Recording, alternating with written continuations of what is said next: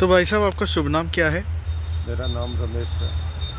गोयला गांव से हूँ मैं, किसान हूँ मैं। जी जी जी।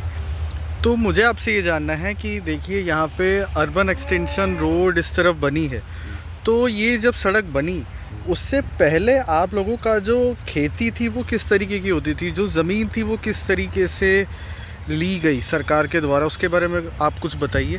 सरकार ने तो ये होगा लगभग 2001 या 2 में नोटिस नहीं वो सर्वे किया था, और सर्वे करने के बाद में एक यहाँ से सर्वे हुआ था, ये वो इधर से एक नाले की तरफ से भी सर्वे हुआ था, पल्ली तरफ जहाँ अभी नया रोड निकाल दोनों पटड़ियों पर जो रोड निकाला जा रहा है वहाँ भी सर्वे किया था। पहले वहाँ हुआ था, बाद में यहाँ हुआ था। वहाँ शायद 2000 में हुआ हुआ या 2001 के या 2 में हुआ होगा ये सर्वे UR2 का।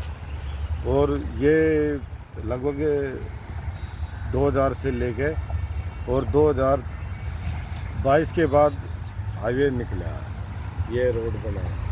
और पहला नोटिस आया होगा 6 या 7 में, और हर साल 11 अप्रैल को नोटिस आता था पेपर में, 3-4 पेपरों में आता था, जैसे पंजाब केसरी हुआ, न्यू भारत टाइम हुआ, और भी किसी में आया होगा। जो हमारे पास तो वही आ रहे थे न्यू भारत टाइम, उसमें देखा मैंने कि पूरा डिटेल से ये दिचाऊ गांव से लेके और दुलसस तक का दिचाऊ गांव का, फिर उसमें बापड़ोले गांव का, बापड़ोले गांव से इधर क्या नाम है नजफगढ़ का, और नजफगढ़ से नंगली डेयरी का, नंगली डेयरी से फिर इसमें नंगली डेयरी से धर्मपुरा, रोशनपुरा, दीनपुर, और दीनपुर से ये गोयला गांव, गोयला गांव से ताजपुर, छावला, और छावले से दुलसेस होता हुआ द्वारका में एंट्री कर गई है।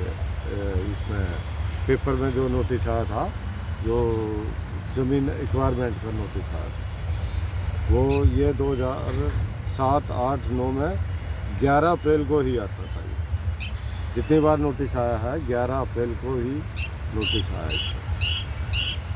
ये इसमें और मुआवजा मिला हमारे को, ये 2010 में शुरू हुआ था हमारे को, पर गोयला गांव को 2011 में मुआवजा मिला था। 2011 में मुआवजा मिला था।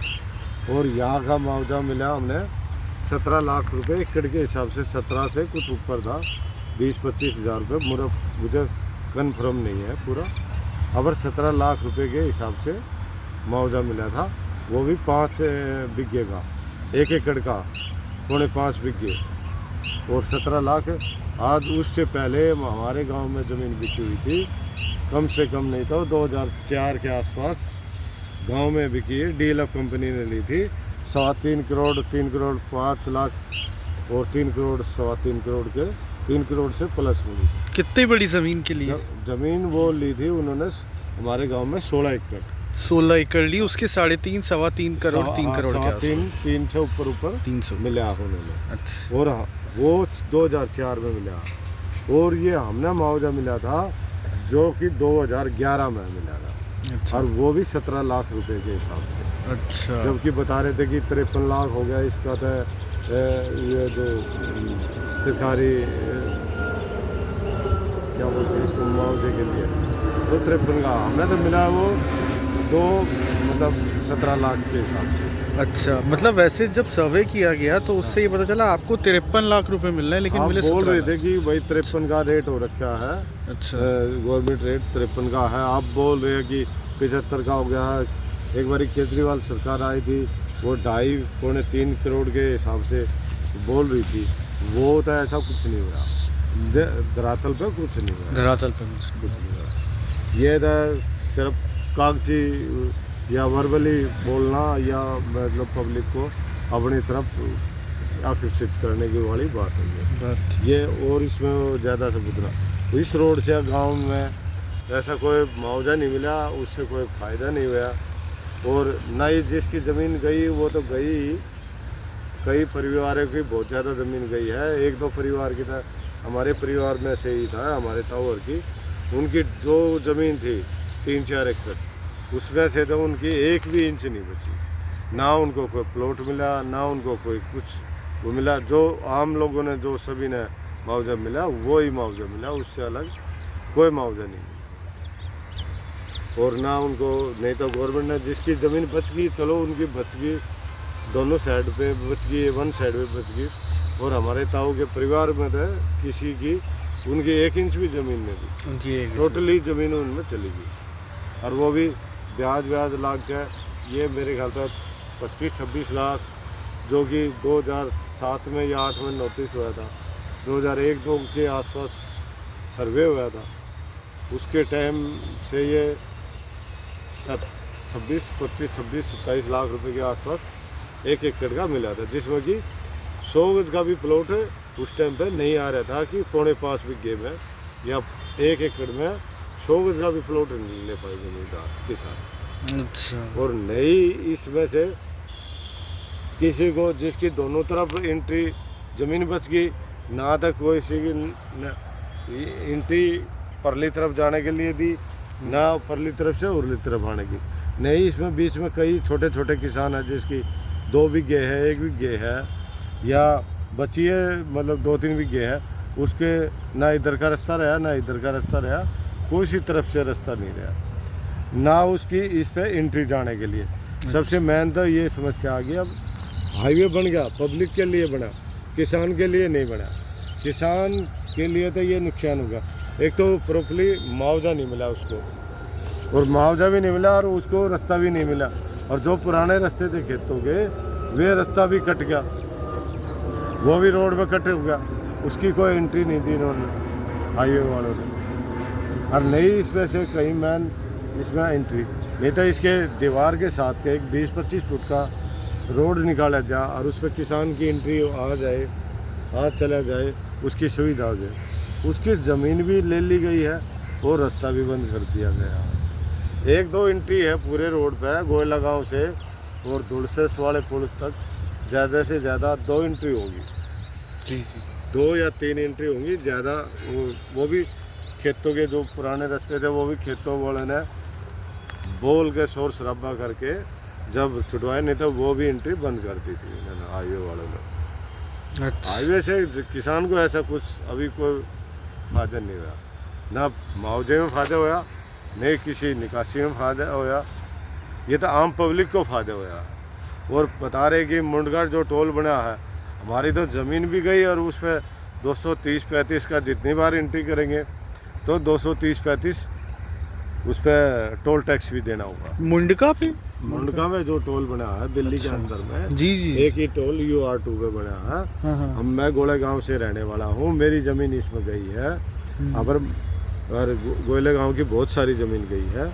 अगर UR2 से अगर हम नरेले की तरफ जाएंगे तो हमने टोल 230 का है, 35 का है, इतना हमने एक बारी जाना के लिए देना पड़ेगा, वापसी आने के लिए इसको यूज़ करेंगे तो वापसी भी, ज़मीन भी गई, मुआवजा भी नहीं मिला और टोल भी देना पड़ा।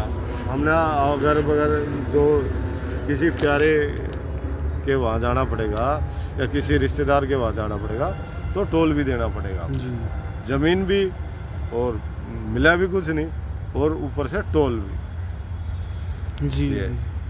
अच्छा, आप मुझे एक चीज़ और बता रहे थे कि यहाँ की जो ये थोड़ी ज़मीन जैसे आप लोग भी देख रहे हैं, तो वो ज़मीन आधी कटी थी और ये आपने मेरे हिसाब से किराए पे ली हुई है। हाँ, ये बड़े जमींदार की ज़मीन थी। अच्छा अच्छा अच्छा, ये 10 एकड़ ज़मीन जी, इनका खेत परली तरफ भी रह गया और उरली तरफ भी रह गया, इस तरफ भी रह गया। अच्छा, हमारी ज़मीन तो बस हमारे हिस्से में तो थोड़ी आ रही है कि 8-9 बीघे ज़मीन है, उसमें भी और सदस्य हैं परिवार, मेरे छोटे बड़े भाई वे भी सदस्य। पर ये ज़मीन हमने रेंट पे ले रखी है। अच्छा। पूरे साल का रेंट देते हैं हम।